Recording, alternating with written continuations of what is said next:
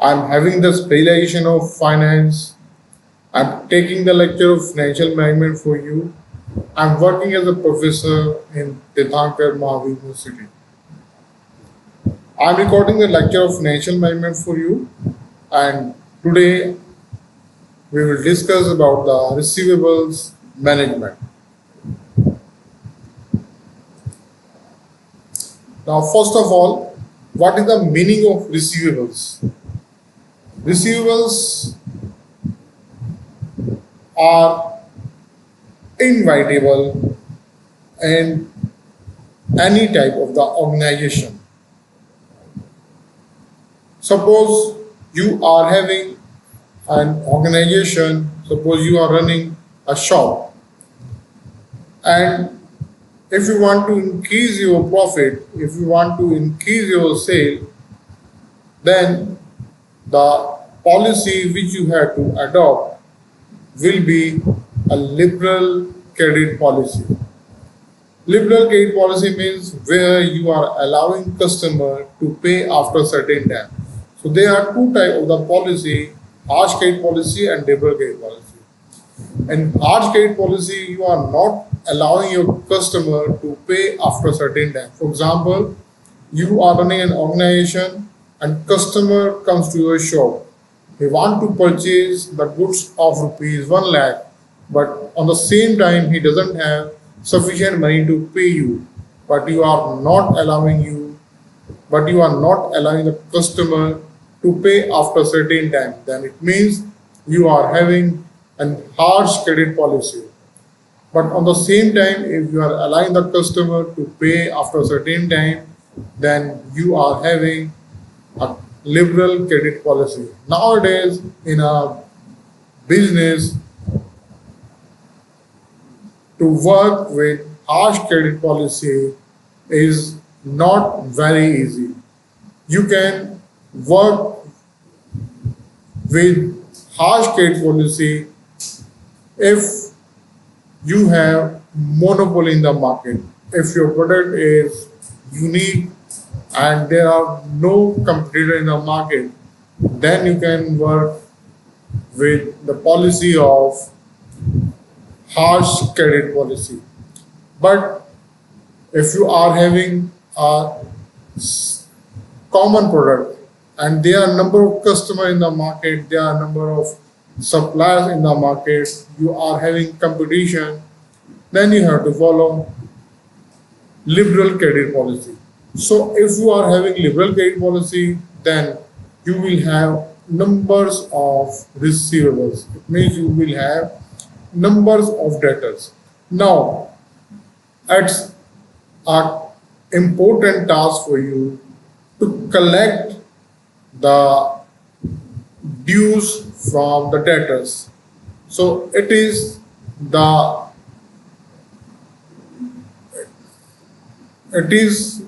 you can say comes under the receivables management.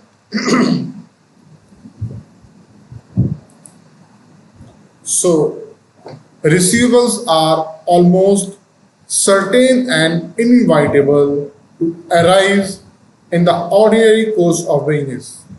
The receivables represents credit allowed to customers and thereby allowing them to delay the payment. So simply, receivables are the person who have taken permission from our business about payment after a certain time. They are having some time because we have allowed them to pay after certain time. Every firm must develop a credit policy that include setting a standard, setting credit standard, defining credit terms, and employing methodology for timely collection of receivables. Now, as we have discussed, it's very easy to increase the number of sale, to increase the profit by adopting liberal credit policy. But an important task which we have to see is about the collection of dues from these type of the debtor. Sometimes we have a problem that we do sell to the person who are not perfect for our business, because if credit record, payment record of the customer is not up to the mark, then they will create problem for us. And whenever we are having more and more credit, then we have to incur various type of the costs. It may be related to delinquency, it may be related to administrative, and it may be related to cost of default as well. So if we plan our credit policy in advance, then it can be manageable. So whenever we have to plan our credit policy, we have to set credit standard, we have to define credit terms, and we have to employ the methodology for timely collection of receivables. These are the costs.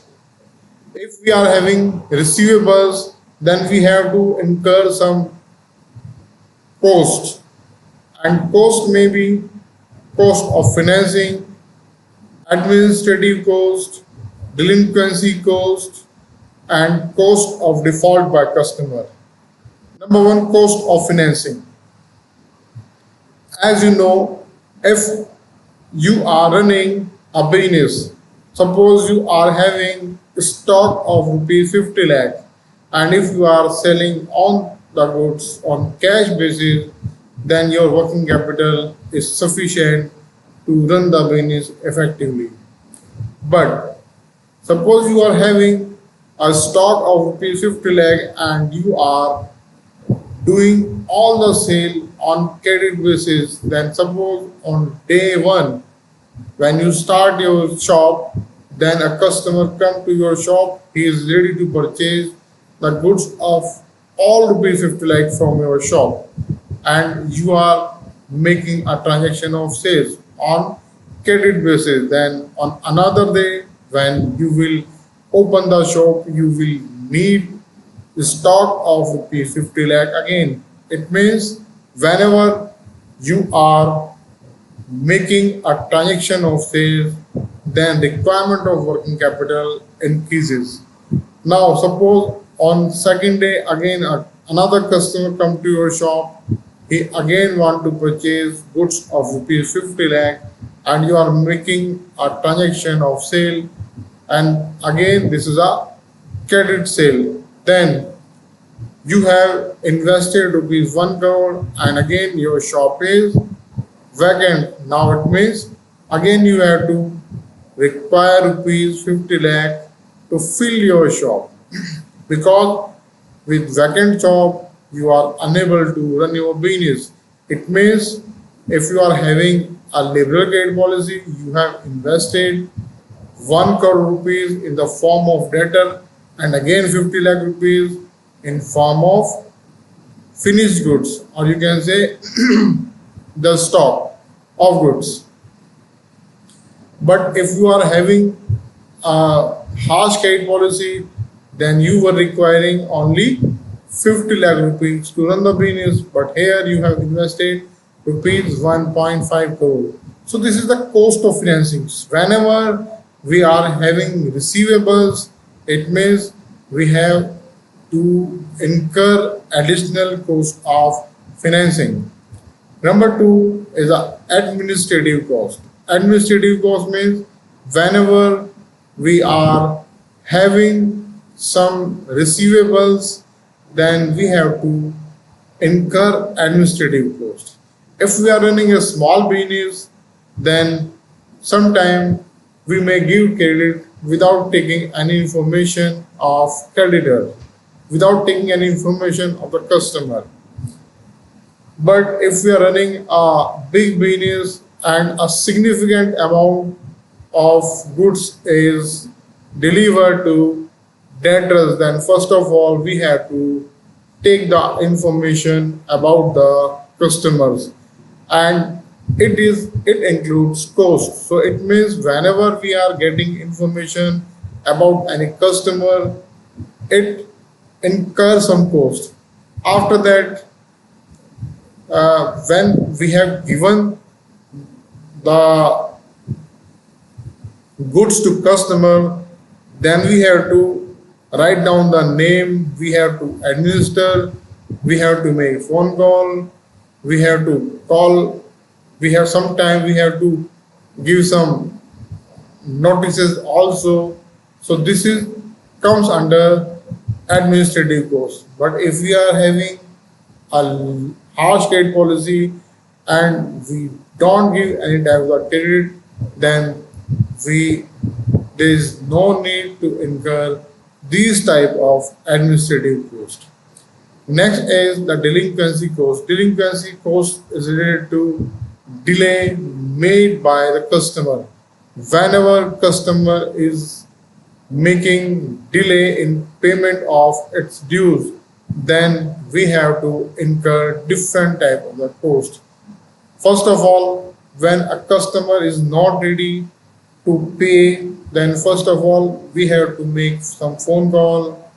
After that, we have to visit to the place of the customer, sometime personally, sometime we have to hire a team. We and this team visit to this type of the customer who are not making the payment in time. Again, another team goes to this type of the customer, and after that, if customer is not ready to pay, then we have to send him legal notices, and if again he is not ready, then we have to proceed and we have to go to the court. It means we have to take the help of lawyers. So all the things require different type of the expenses. So to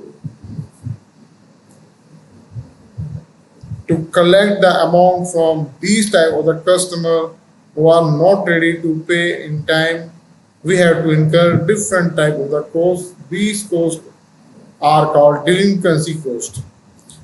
Number four, cost of default by customer.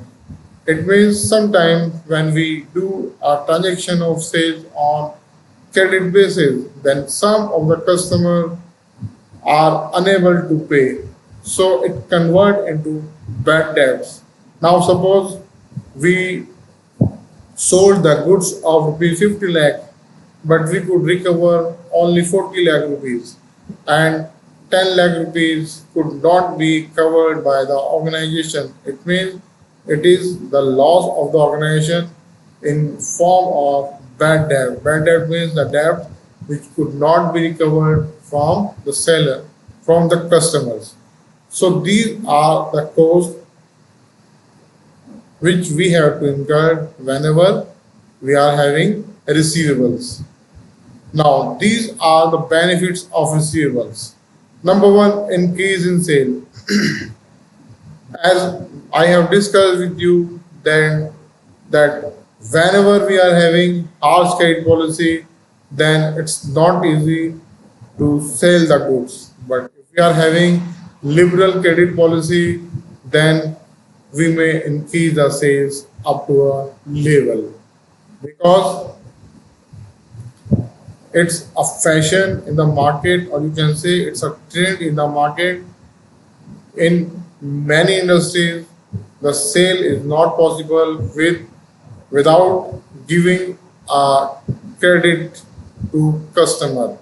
If we come on some specific business, you can take you can take the example of housing industry, you can take the example of automobile, two-wheeler or four-wheeler industry.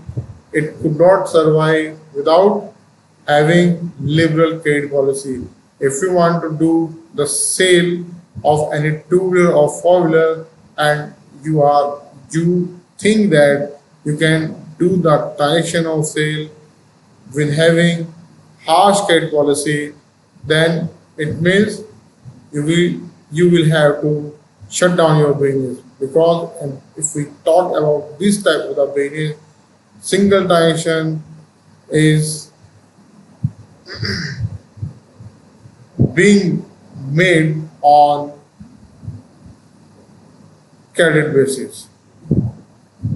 So if you are taking this example, you can say around 10 to 20% customer are taking two-wheeler on cash basis, otherwise 80 to 90% are purchasing two-wheeler and the four-wheeler on credit basis.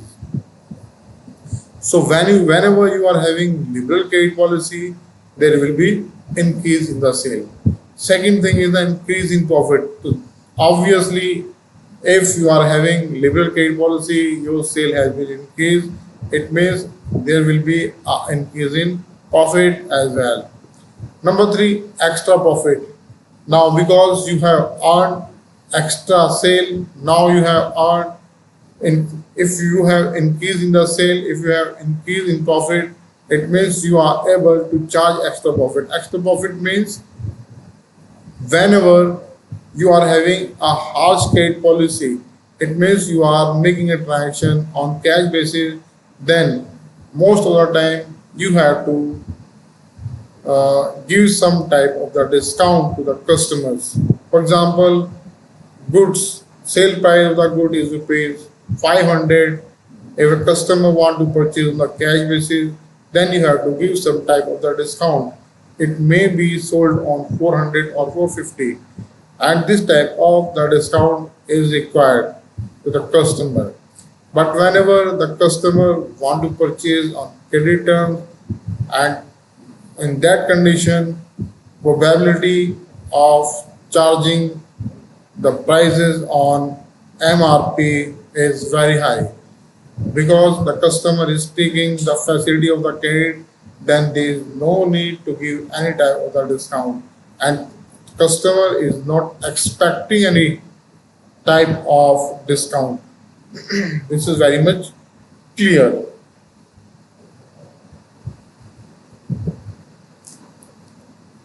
Next,